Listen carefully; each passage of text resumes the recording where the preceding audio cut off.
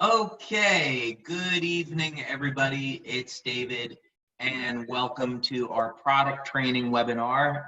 Still some of you that are dialing in, so we are going to wait just another minute. It's good to have you all here, and I hope that all of you are taking care of yourselves, being safe, protecting one another, and main thing is to stay positive. We can get through this.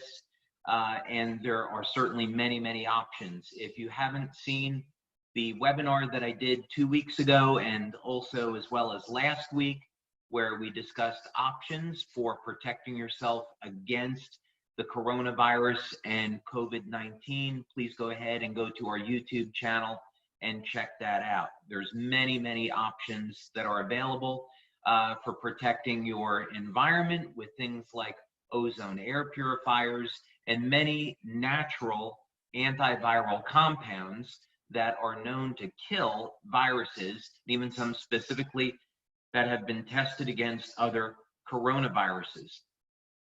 So we're going to be digging in a little bit deeper this evening into one specific antiviral, which is copper. And the reason we're going to focus in on this is because, of course, before the whole global pandemic started, we were recommending copper supplementation as a way to elevate or maintain and make sure you're elevating your levels of copper peptide. And of course, this is going to facilitate activating stem cells. And we are going to be talking about X39 this evening, the role of copper in human metabolism, what kind of benefits you can expect from making sure you have enough copper in your diet, either through food or supplementation. And of course, a little bit of the current research that's going around that has people so excited that copper may be the answer to ridding us of the novel coronavirus and COVID-19. So I think we can go ahead now and get started. Okay, so first things first, there is a very long history of the use of copper in medicine and as an antiviral and antimicrobial, antibacterial compound. As a matter of fact, I had mentioned this before, the very first study that I was involved with when I graduated from college was in looking at copper, silver, and gold as antibacterial materials that would be used in IV line sets to prevent bacteria from getting into the body through an IV line set and giving a patient an infection. So now there's been this research at, you can see West Texas A&M, and they're developing a adhesive that's coated with copper and an antimicrobial copper, and what they're looking to do is to protect surfaces in hospitals. So the whole idea behind this, of course, is that the virus goes airborne and settles on surfaces. So if you have surfaces made of copper, then you could potentially kill them on contact. And this is a very important point relative to our overall health that we're going to get into in some detail today. It would be great to understand the mechanism, because then these things become a little less scary. But you can see here, this is incredibly exciting. The stickers are made with copper alloy. It's a special antimicrobial copper, and it's designed to kill 99.9% of harmful pathogens. I like that number, 99.9%. So let's take a look at this. The other thing is, we'll take a look at this as well. Copper is one of the oldest known antimicrobials. And as a matter of fact, it's been around for thousands of years. We're just seeing modern medicine catching up with this. So look at this right here. Copper can destroy respiratory viruses. Now let's think about this problem a little bit. All forms of life have their own intelligence, and it's often argued that viruses do not have any type of innate intelligence. I don't believe this. I believe that all forms of life, and you could argue, I suppose, that a virus is not a form of life, but let's look at it this way. This is very interesting. What does this virus attack? The respiratory system and the lungs. People have to go on respirators then to get more oxygen. Well, very powerful antivirals are oxygen-based compounds. Oxygen that we breathe can inhibit viral replication. The oxygen radicals that are produced in the immune system, hydrogen peroxide, ozone, which are oxygen radicals, all destroy viruses on contact. So I think this is a little bit, maybe it's not intelligence in a life form that we would normally think about, but I do think the virus knows what it's doing here. And that's important information because it means we can use this information to attack and destroy the virus. Maybe about 1 week ago, a company announced it was coming out with an ozone generator specifically designed to kill COVID-19. Hydrogen peroxide injections of ozone have been used in the past to kill viruses. So anyway, that is, let's get back to talking about copper, otherwise I'll go off on a tangent here. But copper can destroy respiratory viruses. That's critically important to forming a strategy about how we can protect ourselves with copper. So I'll show you the study here in a little bit that was done at the University of Southampton that was published on using copper to kill respiratory viruses. But one section in particular I want to bring to your attention is this right over here. Exposure to copper destroyed the viral genomes and irreversibly affected virus morphology, including disintegration of the envelope and dispersal of surface spikes. Now, what does this all mean, if I can say it correctly? First of all, a simple way to think about this is there are enveloping and non-enveloping viruses. In this case, the coronavirus is an enveloping virus. Way to think about this is that this is like a protective shell that a virus will use to hide from the immune system. And it also helps a virus resist the immune system of the host, making the virus more deadly and more effective at what it does. Copper has the ability to destroy the envelope of the virus and rip it apart.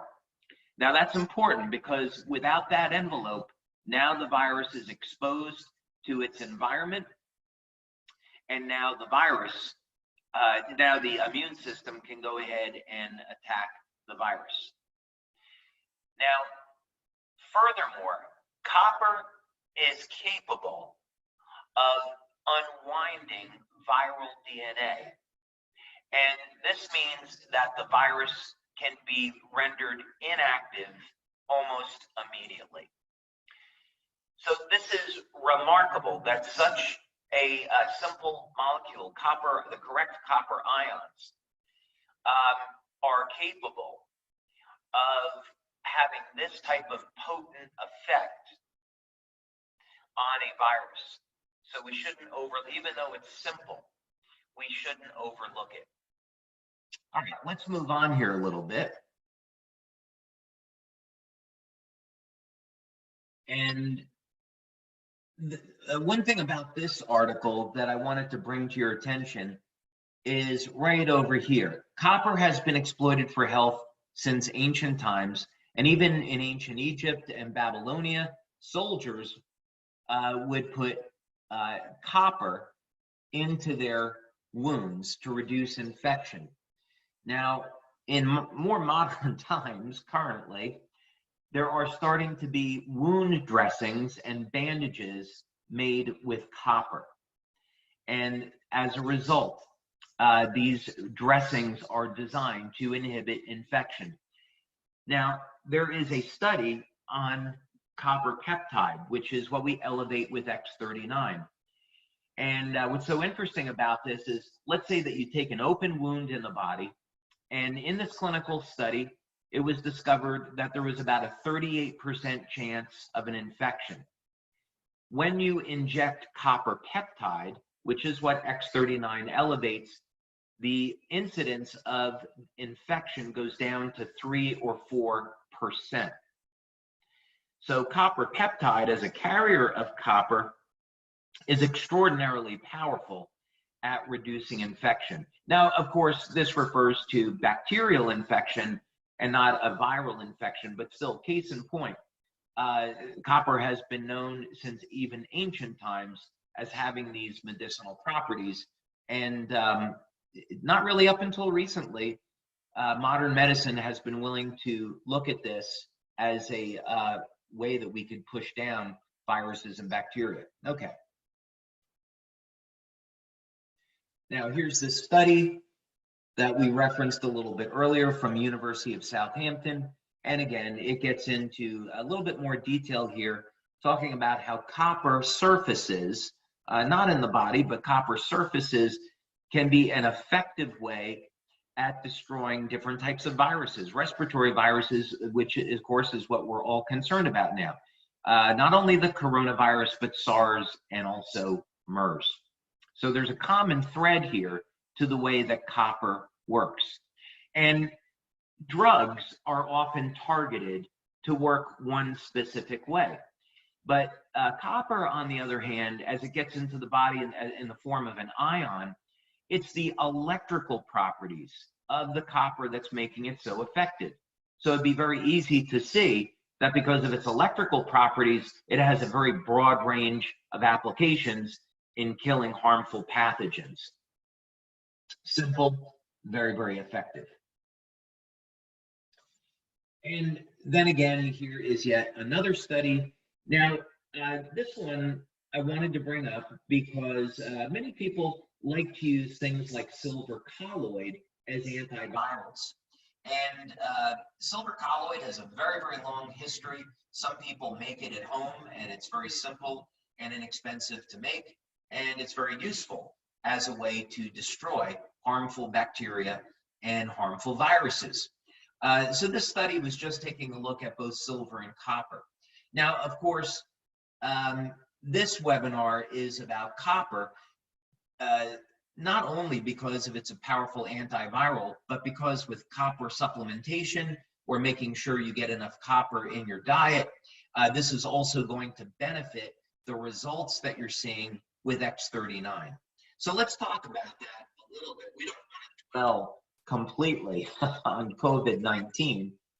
Let's just hope that this is going to be nothing more than a nuisance. We will all take our copper and we will be through this in no time. Okay, so we want to take a look at if you were just to use copper as a supplement, or you were going to engineer your diet and you say, okay, I'll have liver once a week. I'll get some dark chocolate every day. I'll have my cashews and sesame seeds and some other things and make sure that I get adequate amounts of copper. Maybe you're going to drink a shot of wheatgrass every day, whatever your form of copper is. Or if you're going to say, it's very inexpensive, you can get 2 milligrams of copper glycinate or chelated copper. Why else would I do it then other than I know it's going to elevate copper peptide, which makes me young and healthy and activates my stem cells? Well, as it turns out, there are many benefits associated with copper. And this is extraordinarily exciting. And not only this, but when you're looking at some of these benefits, it's probably not surprising that these benefits show up in our research with X39. So for those of you that are new, our X39 patch is a light therapy product. It stimulates the skin with light and elevates a naturally occurring peptide called GHK. This GHK binds with copper and forms a complex called copper peptide. And this is where the magic is, because copper peptide is able to reset thousands of genes to a younger, healthier state. And as a consequence, copper peptide activates the stem cells, and people experience some remarkable wound healing and youth restoring effects. But let's look at copper. Research on copper. What has it found? Well, first of all, it's been found that copper has antioxidant properties. And of course, antioxidants are going to protect our cells from damage, making it very, very valuable. Now, as a result, because copper is an antioxidant, it's also going to have anti-inflammatory benefits. And this is exactly what we see when we study X39, is that when people use X39, it will mobilize the copper and as a result, reduce inflammation. Now, back in the 1970s, there was a study looking at the old wives' tale of what happens when you wear copper jewelry. Does it have any effect on arthritis or not? And under very certain circumstances, in other words, when a person applies a true copper bracelet and they leave it on and they don't take it off, the copper has time to, through transdermal mechanism, to go through the skin, and you do find elevated levels of copper now in the blood, and this produces a reduction in inflammation and is of aid for people that have arthritis. I personally think it's more effective to take a copper supplement than depend on a copper bracelet, but choose whatever works best for you. Also, it's fair to mention I'm not a medical doctor, and any of the recommendations here, please speak with your healthcare practitioner. Copper supplementation is not for everyone. If someone has a pre-existing condition with their liver, they may not want to supplement with copper. So speak with your doctor. But this is anyway information that you can be armed with to make a decision. Now, moving on here a little bit, Dr. Melinda Connor, who we've been working with now for maybe about the past 9 years on clinical studies at LifeWave, she has conducted many clinical studies now on X39, and one of the benefits that she saw by elevating copper peptide is that it created a statistically significant reduction in blood pressure. So in other words, copper peptide is capable of lowering blood pressure. And here you can see one of the benefits that's been found in studies is that copper holds the potential for not only reducing blood pressure, but also reducing cholesterol. Now, just a brief side note on cholesterol. Research will show, and I've had this conversation with our doctor, Dr. Holtuanger, for many years now. There's no association between dietary cholesterol, so if you eat eggs every day, and heart disease and blood levels of cholesterol. Cholesterol is going to be made in the liver, and then it's plated in the liver. And then, of course, we need cholesterol for manufacturing hormones. So low levels of cholesterol are not necessarily a good thing. What we want to look at is the LDL versus HDL. And within the LDL, we look at the particle size. So the smaller particle size on the LDL is the one that could damage the cardiovascular system, because these particles are very sharp. The large particles of LDL are puffy, and they will pass through our arteries without damaging them. So anyway, that's just a side note on cholesterol. Now, another benefit that we see with X39 is that it supports the immune health. Now, on this page here, showing the health benefits of copper, they say boosts. We used to use the term boosts until the FTC here in the United States, they changed their view on this, and they said, well, if you're supporting the immune system, then that's a natural process. If you're boosting the immune system, now you have a drug. So that's why we don't use the term boost anymore, and we're cleaning that out of our marketing materials. But in any case, however you want to interpret it, how does this actually work? Well, we found with X39 that it would support the health of the intestine, of the gut. And this is where some part of the immune system, the immune cells, are manufactured. And as it turns out, copper plays a role at increasing the total number of white blood cells. So this is the connection between copper and copper peptide and supporting the overall immune health. There's other connections too, but this is one of the important ones. Of course, another important part of the immune system is going to be right up in the thymus. All right, bone density. Now this one's really interesting because many people are concerned or they suffer with osteoporosis. So is there anything natural that we can do with this other than simply taking calcium or vitamin D supplements? As it turns out, there is. There is an intimate relationship between a number of minerals, other than the obvious ones, for improving bone density. One of them is boron. Boron is a very interesting mineral, but only about 3 milligrams are necessary to harden bone. So someone with osteoporosis, they should look into boron as a means for improving and strengthening their bones. Now, another one, of course, is copper. And what's exciting about this is that copper may actually be able to prevent osteoporosis.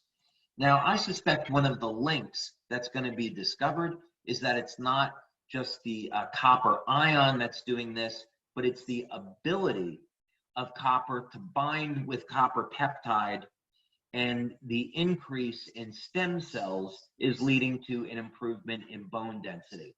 But that's just a hypothesis that I have. I don't believe it's the copper on its own. I believe it's copper peptide that's actually doing that. We also had worked with a scientist in France that was researching an extract from seaweed, and Padina pavinica seaweed, which is what we get our nirvana extract. But another extract of Padina pavinica can actually increase bone density. And it's not a calcium supplement, rather it pulls calcium into the bone, reversing osteoporosis.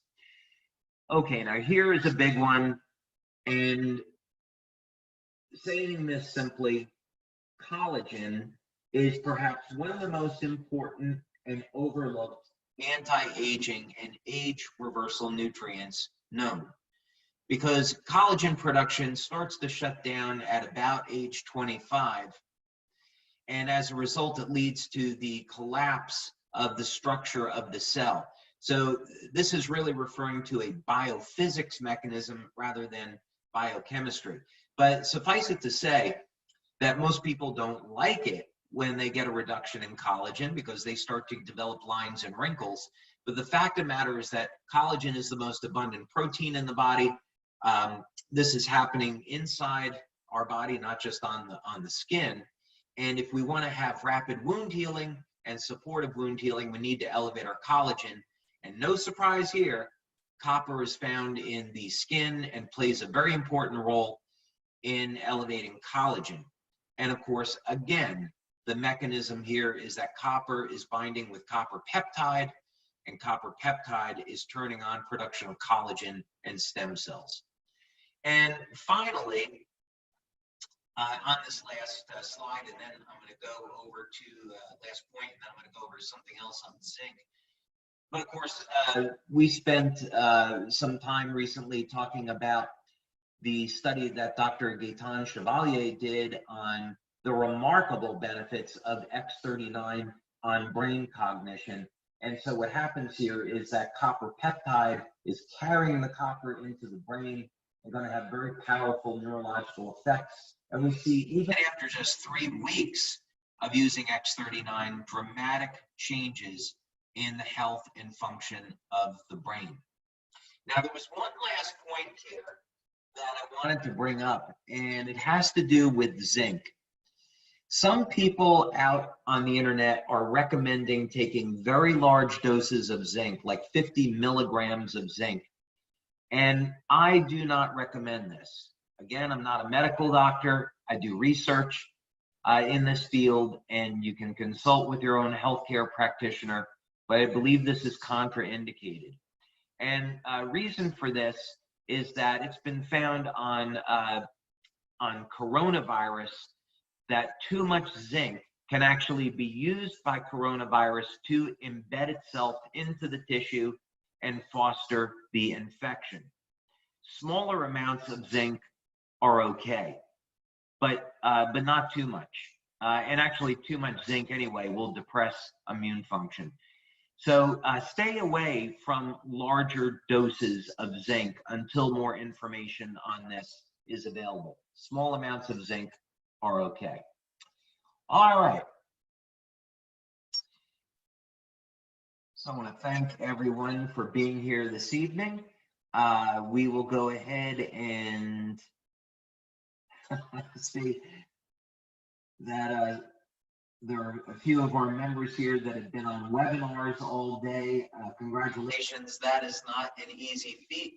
And I hope that you're staying well hydrated and looking after yourself. Okay. Oh, great question. How does taking copper supplementation daily not accumulate in the body to unsafe levels? Well, as it turns out, there are detoxification pathways for copper.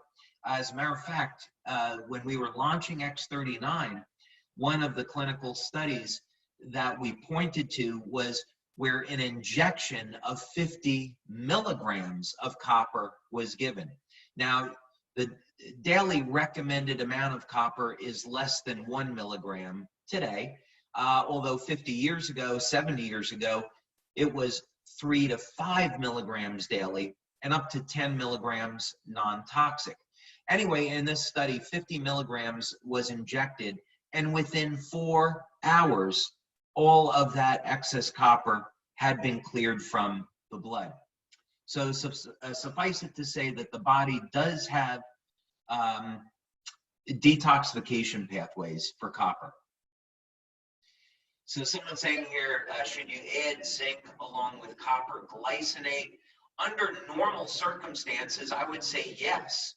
You could certainly take a 25 milligram supplement, but because of the fears now of coronavirus, taking a zinc supplement might not be okay. Just stay away from larger doses of zinc. If you're taking 5 or 10 milligrams of zinc, you need that amount in your body anyway, but I would stay away from the higher doses like 25 or 50 milligrams. Do I recommend taking collagen supplements daily? It certainly is an option, and it does depend what the rest of your diet looks like. So for example, if you're taking vitamin C will help stimulate the formation of collagen. If you're taking whey protein will support the formation of collagen. If you have an injury, then taking collagen would probably be a pretty good idea. For example, if you have a loss of cartilage in your knee and you wanted to look at a natural way of repairing the damage as opposed to having surgery, then yes, I'd recommend collagen supplementation. It's really inexpensive today, and you can find collagen protein powder just about everywhere. All right, what form of copper should we take for faster assimilation? The common ones on the market appear to be pretty good. Copper glycinate or copper chelate. I personally like copper glycinate based on prior research work when we've looked into this. Also like magnesium glycinate as an example. That molecule happens to get into the cell and it's assimilated very well. So I tend to like copper glycinate and magnesium glycinate, but copper chelate is also known to be pretty good. Well, this is a little trick question here. There are so many collagen powders. Doesn't it matter the quality and source of where it comes from? Yes, absolutely it does. There is collagen that's difficult to get that's from Argentina, from grass-fed cows. And there's also collagen products from New Zealand, and New Zealand is highly prized for its purity. So yes, I'd say absolutely, like anything else, the quality and the source do matter. Staying away from products manufactured in China is difficult, but if you can avoid products manufactured in China, it's better, because it's very well known that Chinese manufacturers don't have the best quality control and their products can be contaminated with heavy metals. But if you work with a company that is a reputable supplier, they will check and they will assay their lots before they ever use them, and they'll screen for heavy metals. Okay, how long should we keep the X39 patch on before replacing it? Put it on in the morning, remove it at night. About 12 hours is what's recommended. Do not leave X39 on all the time, because your body will get used to it. So don't leave it on for 24 hours. Take it, put it on in the morning, remove it at night. What's the daily dosage of copper? Well, let's say about 2 to 2.5 milligrams would be very, very common. We're looking at research now taking up to 4 milligrams per day, and we're going to look to see what happens. We've done blood studies now where we have people on no copper supplementation, and their copper peptide levels go up 30 to 40% within about 7 days, which is fantastic. Now what we want to do is give people 4 milligrams of copper per day, 2 milligrams twice per day, and see what effect that has on their copper peptide levels.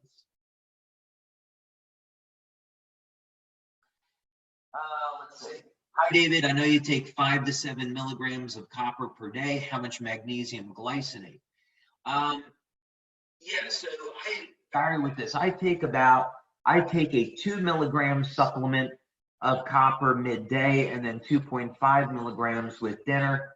Plus I have copper in my diet, so I easily get more than 5 milligrams daily, and I do pretty well with that. On the magnesium, let's say a typical dose of magnesium might be 200 to 400 milligrams per day. 200 is safe, meaning that the side effect of magnesium is that it can give you diarrhea. It loosens up the bowels. So it's good if you're constipated. But 200 milligrams or so is pretty safe, and taking 400 milligrams total per day would be quite a normal dose. All right, let's see how many more questions should we get here. Are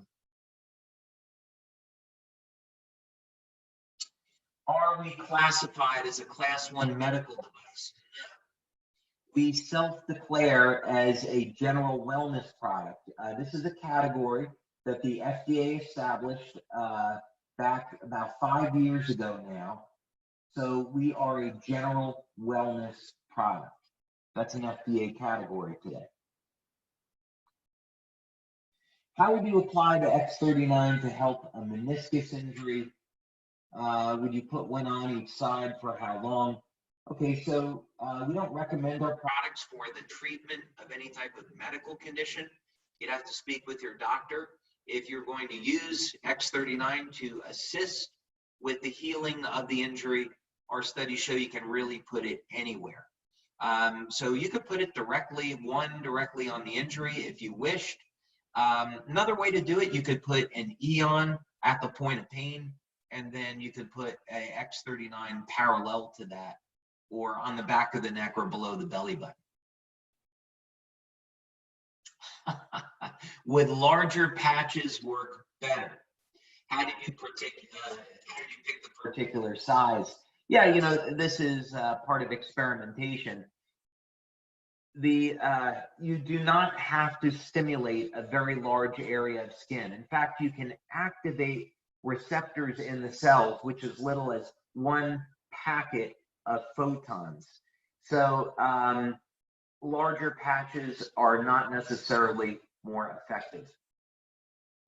How much, oh, this would be a good question to end with. How much dark chocolate do I need to eat to get the right amount of daily copper? It really depends on the rest of your diet, and it's also going to depend on the percentage of cacao. So anyway, I would say just go ahead and look that up. But you should really be shooting for 2 milligrams of copper in the diet. I know that the FDA recommends less than 1 milligram, but there's evidence to show that if you only get less than 1 milligram of copper daily, it leads to a copper deficiency. So I think the FDA is wrong on this, and the clinical research that's been done for decades shows that 2 milligrams is required, and more than that actually to get better effects. So I would take a look at what type of things that you enjoy. So would you want to have cashews or sesame seeds or liver or dark chocolate every day, or kind of mix those up? So it really depends. And it, like I said, it depends on the percentage of cacao. So you can just easily look that up on the internet and you'll see your answer.